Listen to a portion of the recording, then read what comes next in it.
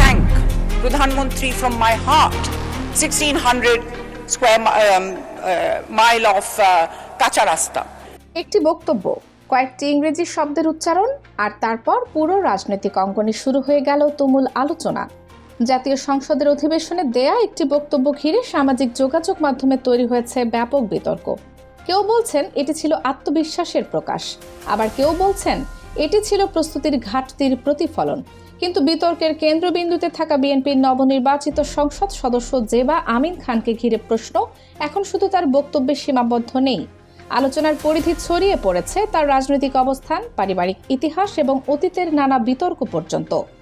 সংসদের ফ্লোরে দাঁড়িয়ে তিনি বিরোধী রাজনৈতিক শক্তি জামায়াতে ইসলামীর কড়া সমালোচনা করেন। তার বক্তব্যের পর রাজনৈতিক অঙ্গনে শুরু হয় নতুন আলোচনা, কারণ দীর্ঘ সময় ধরে বাংলাদেশের রাজনীতিতে বিএনপি ও জামায়াতের রাজনৈতিক সম্পর্ক ছিল বহুল আলোচিত একটি বিষয়। ফলে একজন বিএনপি সংসদ সদস্যের মুখে এমন কঠোর সমালোচনা স্বাভাবিকভাবেই অনেকের দৃষ্টি আকর্ষণ করেছে।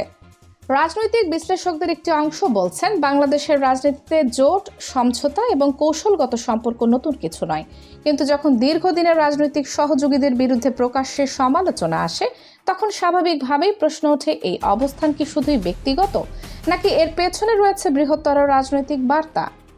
আর এখান থেকেই সামনে আসে জেবা আমিন খানের পারিবারিক পরিচয় নিয়ে পুরনো বিতর্ক।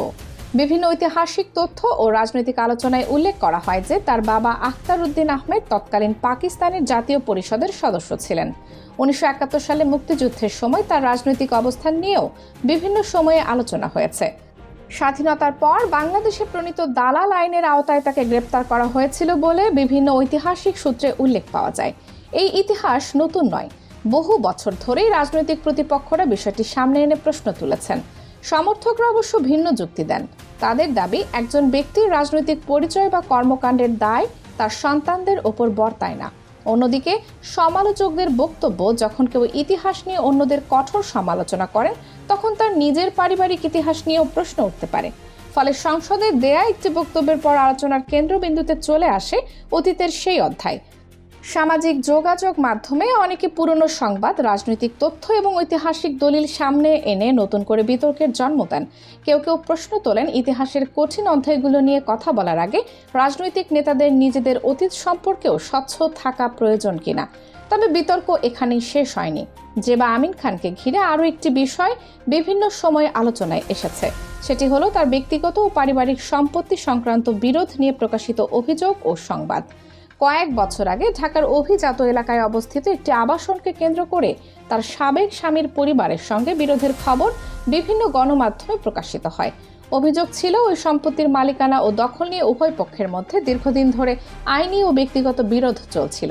এক পক্ষের অভিযোগ ছিল জোরপূর্বক প্রবেশ ও ভাঙচুরের, অন্য পক্ষ এসব অভিযোগ অস্বীকার করে নিজেদের অবস্থানকে বৈধ বলে দাবি করে।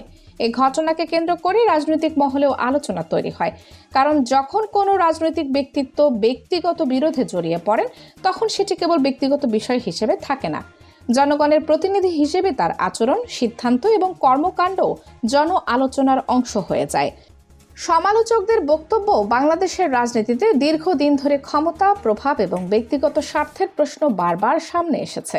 তারা মনে করেন যে দলই ক্ষমতায় থাকুক না কেন, জনগণ এখন আগের চেয়ে অনেক বেশি সচেতন। ফলে রাজনৈতিক পরিচয়ের আড়ালে কোনো বিতর্ক চাপা রাখা আগের মতো সহজ নয়। অন্যদিকে সমর্থকরা বলছেন, রাজনৈতিক প্রতিপক্ষকে ঘায়েল করতে ব্যক্তিগত জীবন এবং পারিবারিক ইতিহাসকে ব্যবহার করার সংস্কৃতি বন্ধ হওয়া উচিত। তাদের মতে একজন রাজনীতিবিদকে বিচার করতে হবে তার বর্তমান কর্মকাণ্ড, সংসদীয় ভূমিকা এবং জনগণের জন্য করা কাজের ভিত্তিতে। কিন্তু বাস্তবতা হলো, বাংলাদেশের রাজনীতিতে ইতিহাস কখনোই পুরোপুরি অতীত হয়ে যায় না। মুক্তিযুদ্ধ, স্বাধীনতা, রাজনৈতিক অবস্থান এবং আদর্শিক প্রশ্ন বারবার ফিরে আসে। নতুন প্রজন্মের রাজনীতিবিদরাও সেই আলোচনার বাইরে থাকতে পারেন না। জেবা আমিন খানকে ঘিরে সাম্প্রতিক বিতর্কও যেন সেই পুরনো বাস্তবতারই নতুন উদাহরণ। একটি সংসদীয় বক্তব্য থেকে শুরু হওয়া আলোচনা মুহূর্তের মধ্যে পৌঁছে গেছে পারিবারিক ইতিহাস, রাজনৈতিক অবস্থান এবং ব্যক্তিগত বিতর্কের দীর্ঘ তালিকায়। এখন প্রশ্ন হচ্ছে, এই বিতর্কের রাজনৈতিক প্রভাব কতদূর যাবে? এটি কি কেবল কয়েকদিনের সামাজিক যোগাযোগ মাধ্যম কেন্দ্রিক আলোচনা হয়ে থাকবে, নাকি ভবিষ্যতের রাজনৈতিক অবস্থান ও সম্পর্কের উপরও এর প্রভাব পড়বে? বাংলাদেশের রাজনীতির ইতিহাস বলে কখনো কখনো একটি বক্তব্যই বড় রাজনৈতিক বিতর্কের সূচনা করে, আবার কখনো কোনো বিতর্ক দ্রুতই জনমনের কেন্দ্র থেকে হারিয়ে যায়। যে বা আমির খানকে ঘিরে বর্তমান আলোচনাও কোন পথে যাবে সেটি সময় বলে দেবে। তবে একটি বিষয় স্পষ্ট, নতুন রাজনৈতিক বাস্তবতায় জনগণ এখন শুধু বক্তব্য শুনে সন্তুষ্ট থাকে না। তারা জানতে চায় অতীত, খুঁজে দেখতে চায় ইতিহাস, আর মিলিয়ে দেখতে চায় কথার সঙ্গে কাজের সামঞ্জস্য। ফলে রাজনীতিবিদদের জন্য এখন সবচেয়ে বড় চ্যালেঞ্জ শুধু বক্তৃতা দেওয়া নয়, বরং নিজেদের অবস্থানকে জনগণের সামনে বিশ্বাসযোগ্যভাবে তুলে ধরা। আর এ কারণে সংসদের একটি বক্তব্য থেকে শুরু হওয়া এই ঘটনা এখন রূপ নিয়েছে জাতীয় রাজনৈতিক আলোচনায়। বিতর্ক, প্রশ্ন, পাল্টা প্রশ্ন এবং রাজনৈতিক ব্যাখ্যার মধ্য দিয়ে বিষয়টি কোথায় গিয়ে দাঁড়ায় সেটি এখন দেখার বিষয়।